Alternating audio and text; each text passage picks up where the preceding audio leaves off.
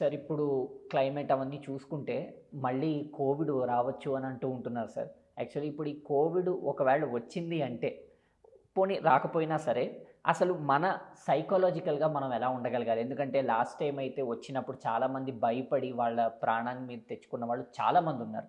So, ఇప్పుడు అసలు ఈ కోవిడ్ వచ్చినా అసలు దాన్ని మనం ఈ ఫిజికల్‌గా కాకుండా మందులు అవన్నీ కాకుండా మనం సైకాలజికల్‌గా మనం మెంటల్‌గా అసలు ఎలా ఉండాలి సార్? మనం ఇప్పుడిప్పుడే చూస్తున్నామండి. హ్మ్. మళ్ళీ హ్మ్. కొత్త మళ్ళీ వేరియంట్ వచ్చింది. కేసెస్ ఎక్కువయ్యాయి. అవును. వ్యాపిస్తుంది అనేది అవును. మనం ప్రసార మాధ్యమాల్లో చూస్తూ అవును. ఉన్నాము. అవును సార్. అవును. అక్కడక్కడ కొన్ని కేసులు కూడా హ్మ్. కనిపిస్తూ ఉన్నాయి. అంటే ఇక్కడ గుర్తించాల్సింది ఏంటండి, ఇప్పుడు వస్తున్న వేరియంట్ ఇంత ప్రమాదకరం కాదనేది వైద్య నిపుణులు చెప్తూనే ఉన్నారు. హ్మ్. నంబర్ 1 చెప్తున్నారు. పాయింట్. అవును. అవును. వాళ్ళు చెప్తున్నారండి. అవును. అంటే ప్రాణాలకి హాని ప్రాణాలు కలిగించేంత హాని చేసేంత ప్రమాదకరమైన వేరియంట్ కాదు. కొంత అస్వస్థతకు గురవుతారో, ఆ తర్వాత క్యూర్ అవుతారని క్యూర్ చెప్తూ అవుతారా? ఉన్నారు. బట్ ఎవరైతే కొంచెం వృద్ధాప్యంలో ఉంటారో, క్రానికల్ డిసీజెస్ ఉంటాయో, దీర్ఘకాలిక వ్యాధులు ఉంటాయో వాళ్ళకైతే కొంచెం ఎఫెక్ట్ జాగ్రత్తగా ఉంటుందనేది వైద్య నిపుణులు చెప్తున్న అంశం అండి. యాక్ దీన్ని మనం తీసుకోవాలి ముందు. ఎక్కువగా ఏం జరుగుతుందంటే అండి, మీరు చూడండి మొదటి వేవ్‌లో అంత లేవు హ్మ్. మరణాలు. హ్మ్. హ్మ్. సెకండ్ వేవ్‌లో బాగా ఎక్కువ జరిగాయి. ఎఫెక్ట్ అయింది. అవునవును. వాటిలో కొంత పర్సెంట్ భయం వల్లే జరిగాయండి. ఎక్కువ ఎగ్జాక్ట్‌లీ. ఆందోళన చెందట్లేదు. ఎగ్ యాంగ్జైటీ వచ్చేసింది ఎగ్జాక్ట్‌లీ. జనాల్లో. కోవిడ్ వచ్చిందన్న వెంటనే ఒక కోవిడ్ టెన్షన్. వచ్చేసరికి యాంగ్జైటీ వచ్చింది. మీరు కొంతమంది గమనిస్తే కొంతమంది సూసైడ్ చేస్తున్నారు. ఆ! కోవిడ్ వచ్చిందని. అదే. అదే. ఎగ్జాక్ట్‌లీ. వాస్తవంగా దానికి మెడిసిన్ ఉంది. దాని నుంచి చాలామంది కొన్ని లక్షల మంది బయటపడ్డారు కండి. వచ్చి కొన్ని లక్షల మంది బయటపడ్డారు కదా! అవును. దీన్ని గమనించలే. ఎందుకు అంత దూరం వెళ్లారంటే బికాజ్ ఆఫ్ ద యాంగ్జైటీ. ఆ భయము, యాంగ్జైటీ వల్ల వాళ్ళు అంత ఇంకేముంది నాకేమీ లైఫ్ లేదు. నన్నెవరు సేవ్ చేయలేరు అనే ఒక భావంతో వాళ్ళు అంత తీసుకున్నారనమాట. అందుకే ఇక్కడ ఏమంటే మనం ధైర్యంగా ఉండాలి. హ్మ్. అనవసరమైన భయాలు పెట్టుకోకూడదు. దట్టు ఎప్పటికప్పుడు రైట్ ఇన్ఫర్మేషన్ మాత్రమే తీసుకోవాలి.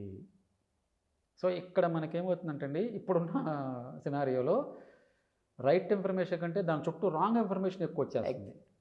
స్పెక్యులేషన్ ఎక్కువైపోతుంది. స్పెక్యులేషన్ ఎక్కువైపోతుంది. అలా అంట, ఇలా అంట, దట్టు సోషల్ మీడియా వచ్చిన తర్వాత. సోషల్ మీడియాలో ఏంటంటే దానికి ఒక అథెంటిసిటీ ఉండదండి. అవును. మీ ప్రసార మాధ్యమాలను కొంచెం చెక్ చేసే ఒక చెక్ పాయింట్స్ ఉంటాయి కొన్ని. Is it relevant or not అని, ఇది నిజమేనా లేదా అబద్ధమేనా అనేది కొంత కొంత కసరత్తు జరిగే అవకాశం ఉంటది ప్రసార మాధ్యమాల్లో. సోషల్ మీడియాలో అదేం ఉండదు. నా అకౌంట్ ఉంటే నేను పోస్ట్ చేసేయటమే కదండీ. సో, నాకేదో తెలుస్తుంది నేను పెట్టేస్తాను.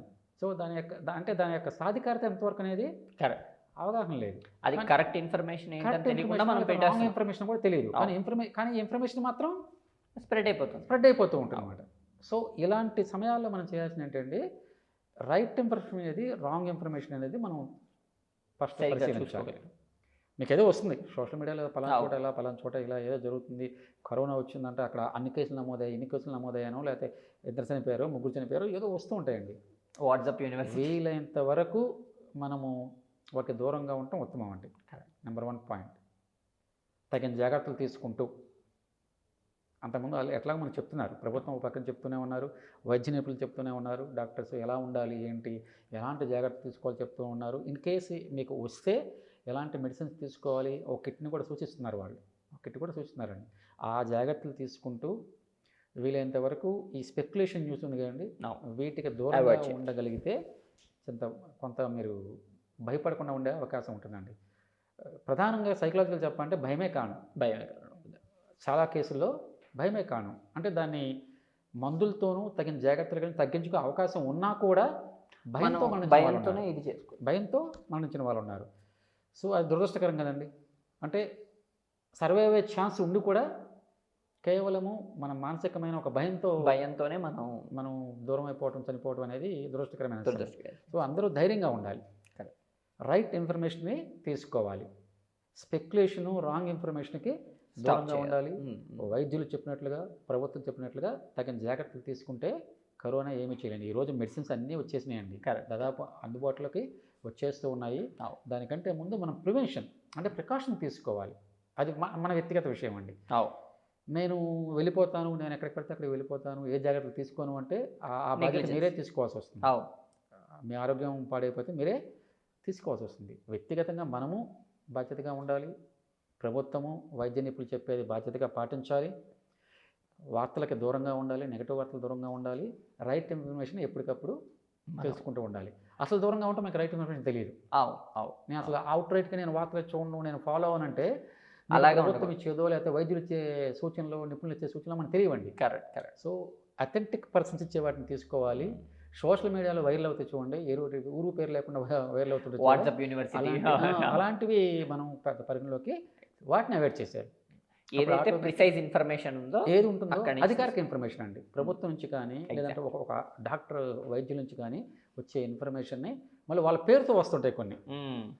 వాళ్ళ పేరుతో వచ్చే కాదండి, వాళ్ళు ప్రత్యేకంగా వీడియోలు చేస్తూ ఉంటారు, వాళ్ళు ప్రత్యేకంగా ప్రకటనలు ఇస్తూ ఉంటారు. అలాంటి న్యూస్ని మనం నమ్ముతూ వాళ్ళు చెప్పిన ఈ నియమాలు పాటిస్తూ ఉంటే కరోనా ఆటోమేటిక్గా అవుతుంది. ఎందుకంటే ఆల్రెడీ చెప్పారండి, పెద్ద అంత ప్రాణానికి హాని కలిగించే హానికరం వేరియంట్ కాదని చెప్పారు. కాబట్టి ఇన్ కేసు అంటే ఒక ఏజ్ గ్రూప్కి, వృద్ధులకి ఓకే, ఒక ఏజ్ గ్రూప్కి అది ప్రాణాలు కలిగించే ప్రాణహాని కలిగించదు. కాబట్టి మనం ఈ భయపడకుండా తగిన జాగ్రత్త తీసుకుంటే దీన్ని ఓవర్కమ్ చేసే అవకాశం ఉంటుందండి. Thank you sir. Thank thank you sir. Actually మీరు చాలా టైం స్పెండ్ చేసి సెక్స్ ఎడ్యుకేషన్ గురించి కానీ, అలాగే పాజిటివ్ యాటిట్యూడ్ గురించి కానీ, నెగిటివ్ యాటిట్యూడ్ని ఎలా తక్కువ చేయాలి, వాటి గురించి అంతా చాలా క్లియర్గా ఎక్స్ప్లెయిన్ చేశారు. నాకు తెలిసి మన ఆడియన్స్ కూడా చాలా ఇన్ఫర్మేషన్ అయితే, చాలా మంచి ఇన్ఫర్మేషన్ ఇన్నోవేటివ్గా రీచ్ అయింది నేనైతే అనుకుంటున్నాను sir. Thank you so much for the time sir. Thank you so much. Thank you అండి. Thank you so much. Thank you so much. So చూశారు కదండి, ఇలాంటి ఇంట్రెస్టింగ్ ఇంటర్వ్యూస్ కోసం మీరు ఖచ్చితంగా మన ఆరోగ్యం ఛానల్ని సబ్స్క్రైబ్ చేయండి. అలాగే లైక్, షేర్, కామెంట్ చేయడం అస్సలు మర్చిపోకండి. Thank you.